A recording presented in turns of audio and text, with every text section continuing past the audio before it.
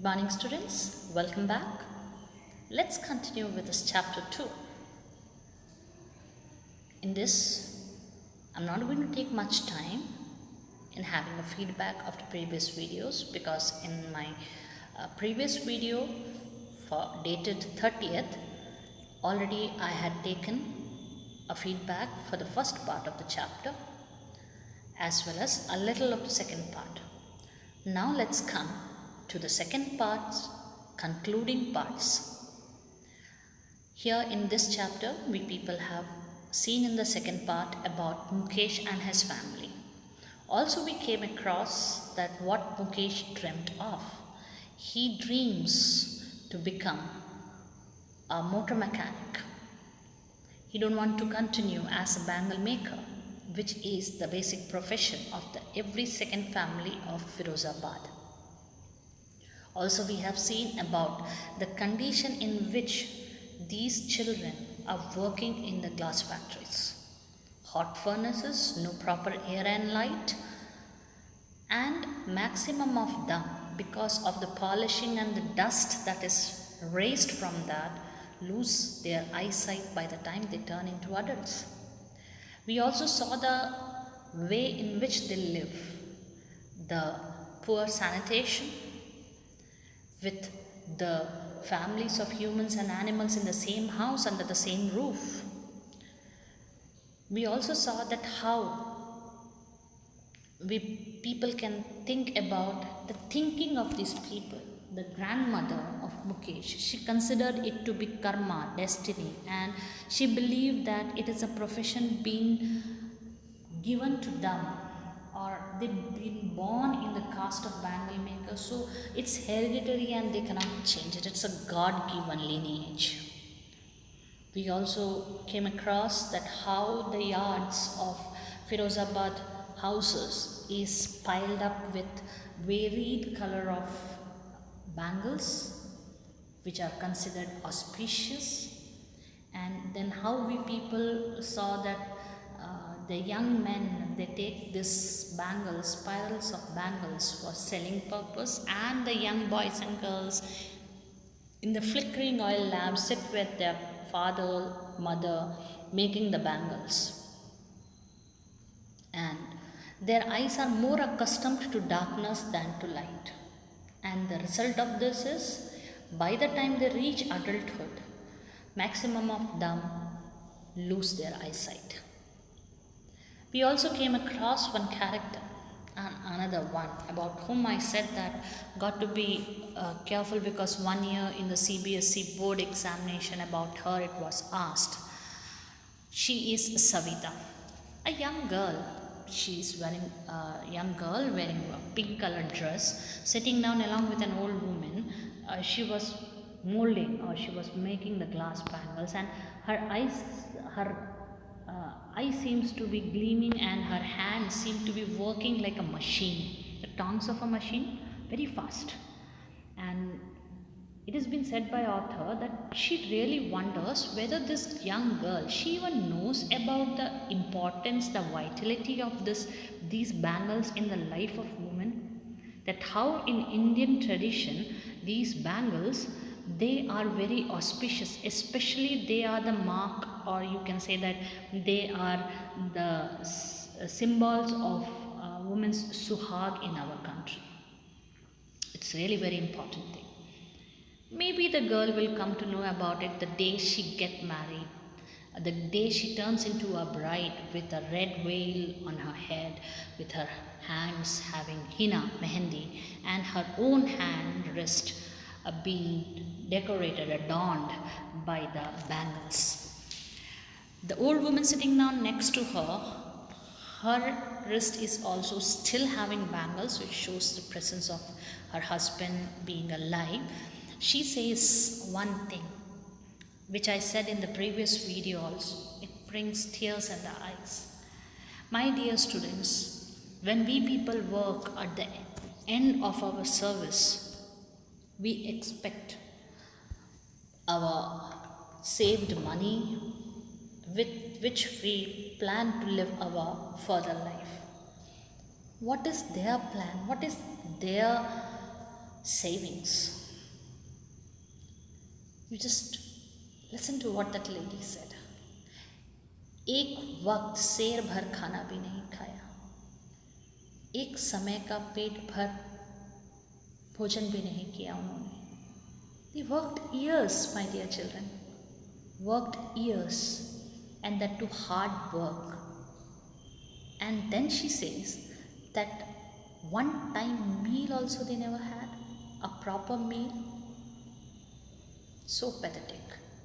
And what is this? Is what they have got after all this hard work, and at the loss of their eyesight. It's really very sorrowful matter. And her husband, he says that, what could I do? I know nothing but only bangle making, and this is what I have taught my family.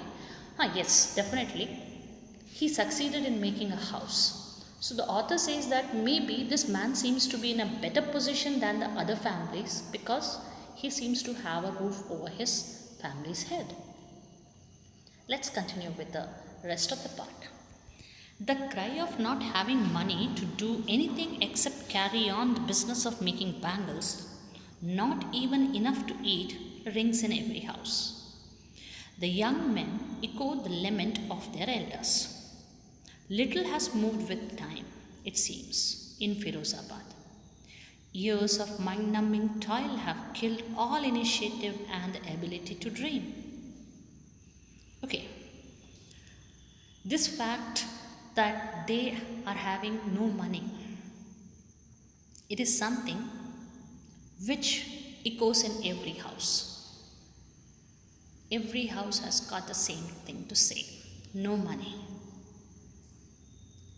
And the young men, they echo the lament of their elders. Means what the elders had been saying, that same thing. I mean to say that, like how the bangle making is a hereditary business. From father to son it passed on. In the same way, this fact, this cry, this complaint that they don't have enough money, that also passed from father to son. That's why it is said that echo the lament of the elders. What the elders have said, the same saying is that of the young men. Nothing has changed, not much have changed with time in Firozabad. Now you see the last line of this poem. Years of mind-numbing toil have killed all initiative and the ability to dream. Can you understand what has been said over there? Mind-numbing toil means the hard work which has made mind, the thinking ability, totally numb, senseless. So from years they had been working so hard that the thinking ability of the mind became numb, senseless. And because thinking became numb, senseless, automatically it has killed all the initiative, means the chances, the opportunities, and also the ability to dream. Means that what I mean to say is that the Firozabad family who are involved in bangle making, they cannot think of anything else other than bangle making because mind won't allow them to do. Then our author came up with one suggestion. Why not organize yourself into a cooperative? I ask a group of young men who have fallen into the vicious circle of middlemen who trapped their fathers and forefathers. Even if we get organized, we are the ones who will be hauled up by the police, beaten and dragged to jail for doing something illegal, they say. There is no leader among them, no one who could help them see things differently. Their fathers are as tired as they are. They talk endlessly in a spiral that moves from poverty to apathy, to greed and to injustice. Our author, she's having the habit of giving suggestions which are very rarely been put into action. You remember in Sahib's case, she said that, why don't you go to the school? And when he said that there is no school in his neighborhood, she said, if I build one, would you like to come? Which was totally a hollow thing to say, because she knew it very well that it will never be put into action. It can never take shape. So here she said to the young men, why don't you organize a cooperative? This young man, I said, no, it's hereditary. People don't have the courage to come out of that trap. The middlemen, you know who are the middlemen? Bicholias, the brokers and all. This fathers and forefathers of this young men have been caught in the trap of this middleman. They didn't get the chance to come out and think something else beside this bangle making. You know, my dear students, this fact of life. Those who are in power, they never let others grow up. You know why? Because if they allow others to progress and grow, their power will be hampered. They cannot rule them. So, to make them rule over the others, they want them not to grow or progress. And the middlemen, they trapped the fathers and forefathers of this younger generation of bangle making in such a manner that even the young men are also not able to come out of it. Vicious circle, poisonous. And then when they were asked why they cannot organize themselves into a cooperative, they said that if we try also, what happens to them, you know? They are hauled up by the police, means they are caught by the police, they are beaten badly, and then they are put in jail, like as if though they are doing something illegal. The reason is that they don't have a proper leader to lead them, to show them the correct direction, to help them to see the things and think differently other than those people who are involved in bangle making.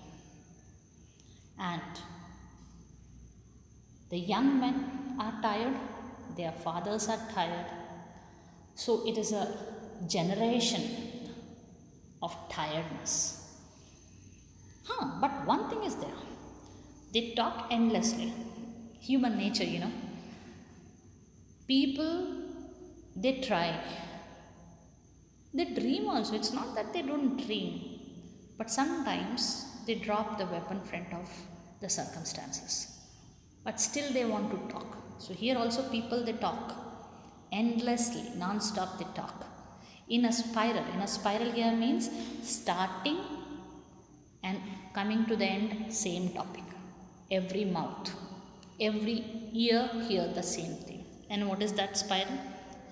The talk is moving from poverty to apathy, the basic condition, then to the greed of the people who don't want them to progress, and definitely the injustice. So this particular talk of poverty, apathy, greed, injustice keep on circulating in that society of bangle makers who are not able to grow and progress. Listening to them, I see two distinct worlds. One of the family caught in a web of poverty, burdened by the stigma of caste, in which they are born. The other, a vicious circle of the sahukas, the middlemen, the policemen, the keepers of law, the bureaucrats, and the politicians. Together they have imposed the baggage on the child that he cannot put down. Before he is aware, he accepts it as naturally as his father. To do anything else would mean to dare, and daring is not part of his growing up. When I sense a flash of it in Mukesh, I'm cheered. I want to be a motor mechanic, he repeats. He will go to a garage and learn. But the garage is a long way from his home. I'll walk, he insists. Do you also dream of flying a plane? He is suddenly silent. No, he says, staring at the ground. In his small murmur, there is an embarrassment that has not yet turned into regret. He is content to dream of cars that he sees hurtling down the streets of his town. Few airplanes fly over Firozabad. After having conversation with Mukesh, other families, people, our author reached to one conclusion. She understood that in Firozabad, a place called Firozabad, actually two worlds exist. दो प्रकार की जिंदगियाँ. One is the world of these people, the bangle makers, who are caught in the web of poverty, burdened by the stigma of caste. Means they are born in the caste of bangle makers, so they cannot do anything else other than bangle making. And the other world is that of the vicious ones, the poisonous ones, the powerful ones. And this is that of sahukars, then the middlemen, the police people, the law people, the bureaucrats, and of course the politicians. This is that group of people who rules the first world and don't let them grow. This vicious circle of sahukars, middlemen, policemen and others, they have imposed, means they have forcefully put the baggage of responsibility and not capable of doing anything other than bangle making on a child in such a manner that before the child becomes aware that what is being given to him or her, he gets used to it, like his father.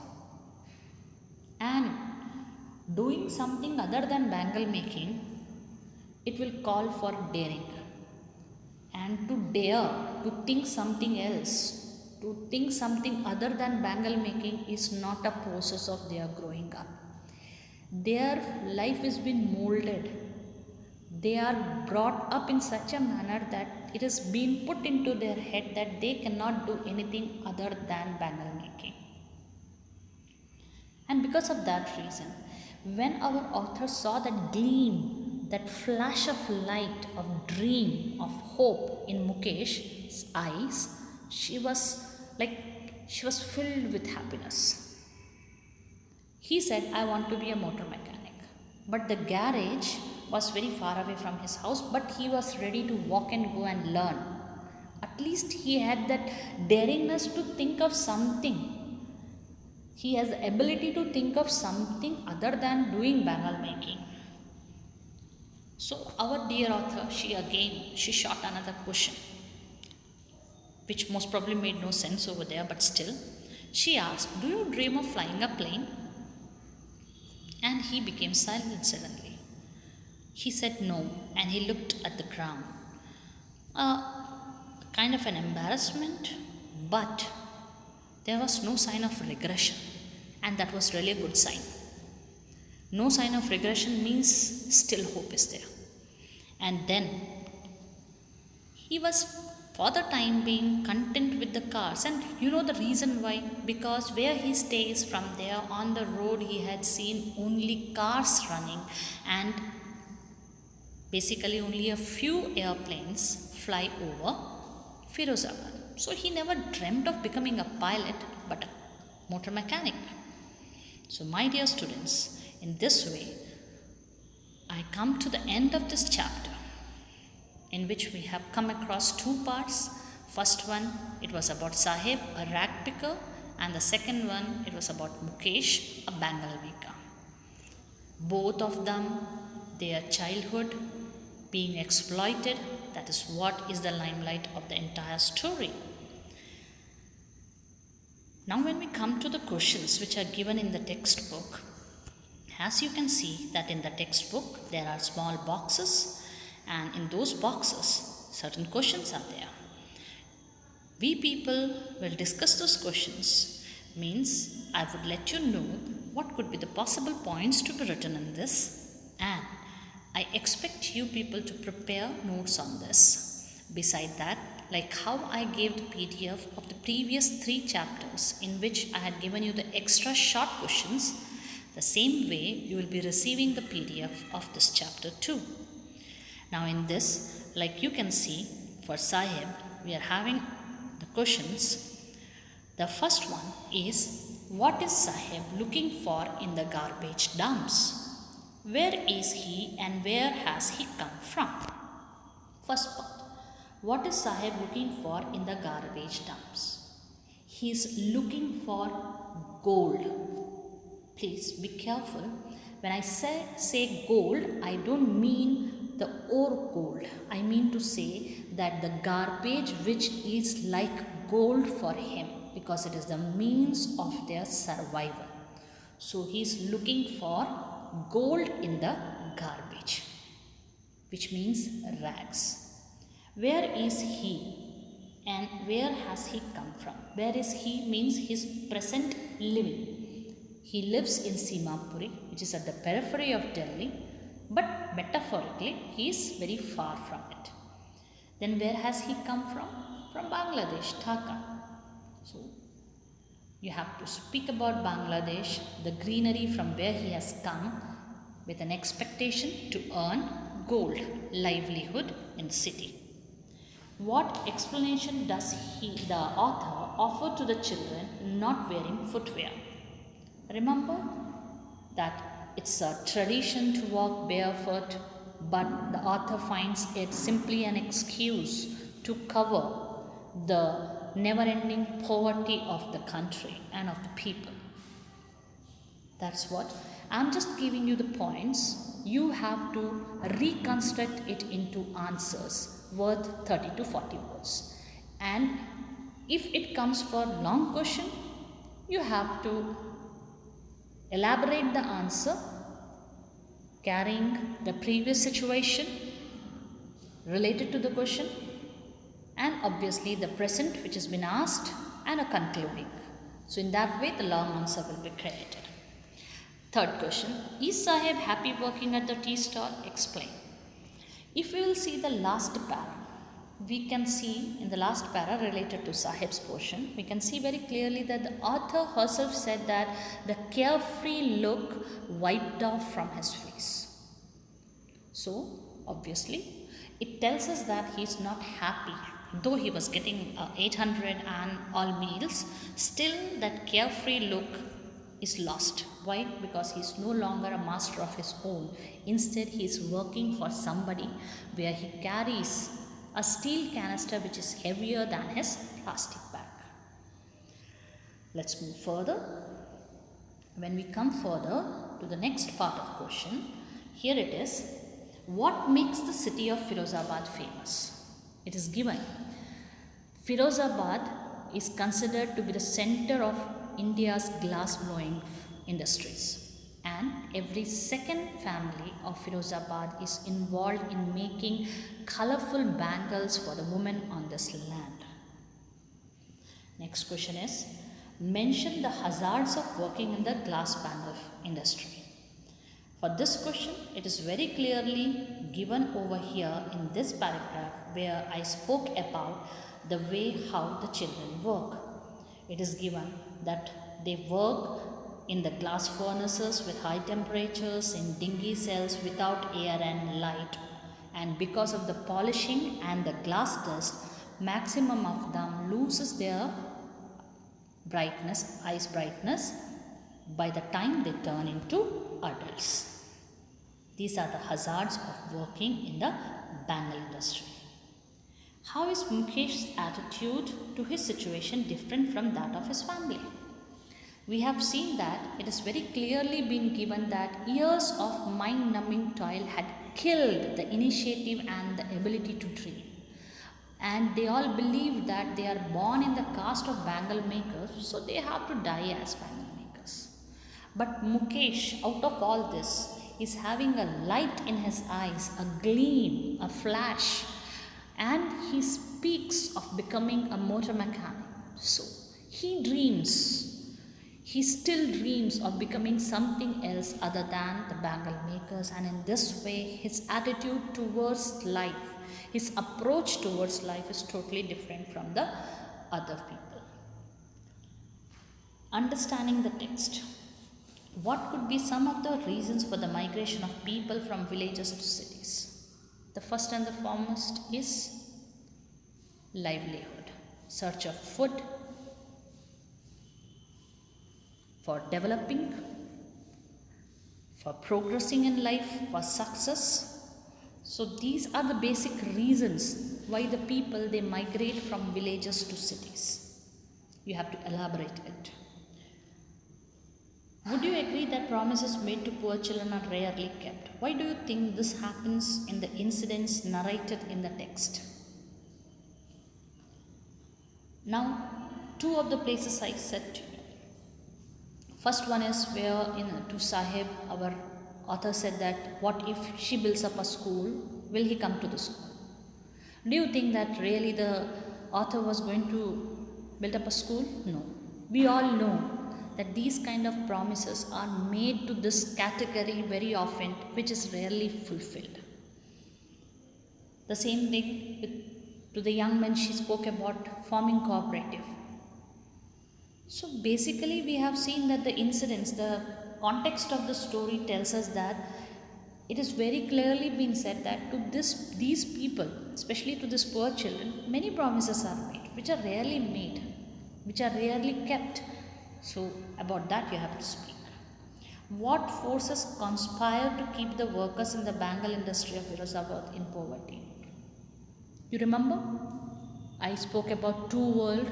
One world is that of the poor bangle making families who are living in that myth that we are born in the bangle making family and we cannot do anything other than bangle making. But there is one more group, a vicious circle of certain people who don't want them to grow and progress. Yeah, that are the forces which conspire, which force them to stay in that living condition. The sahukars, the middlemen, the bureaucrats, the politicians, the police people, all those people. Coming to talking about the text. How in your opinion can Mukesh realize his dream? Now this question I'll leave up to you. Let me just check out when the school reopens in your copy. According to your point of view, how do you think Mukesh can achieve his goal? What all things he must do? Or what all help could be given to him so that at least one bangle maker may come out to fulfill his dream? Next question is, mention the hazards of working in the glass bangle industries. This is a long question answer. In the same question we have seen for 30 to 40 words in that box which we have come across, and in this you have to mention about Firozabad, about the glass bangle industry, how the children are involved in it, in which circumstances, how if the law is enforced, what benefit they will be getting, and what is the outcome of working in those industries. The last one is, why should child labor be eliminated and how? This is totally a kind of a constructive topic which you have to do. Your point of view about the child labor.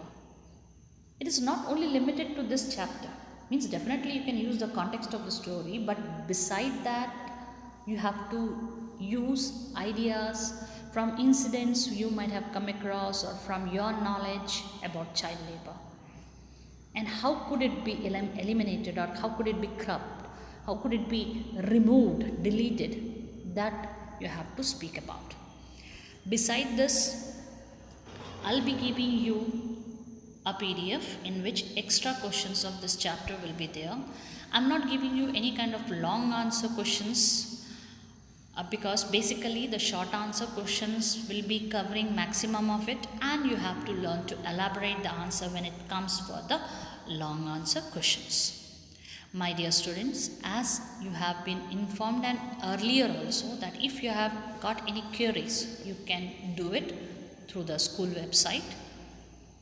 And my humble request that please prepare English notes copy and try to prepare the answers of the previous chapters and this present one compulsorily. Just take a kind of an promise you make to yourself that you will complete the notes at the earliest, because when you write, your concept will become more clear, your knowledge about the chapter will be more clear, and your writing skill definitely will improve. So go through the videos, you are having the books, read the book, improve your reading skill, improve your listening skill, and obviously your writing skill. So my dear students, I hope whenever the school reopens and we get the chance to interact, I'll be made available with notes prepared by you sincerely. Till then, goodbye. Take care.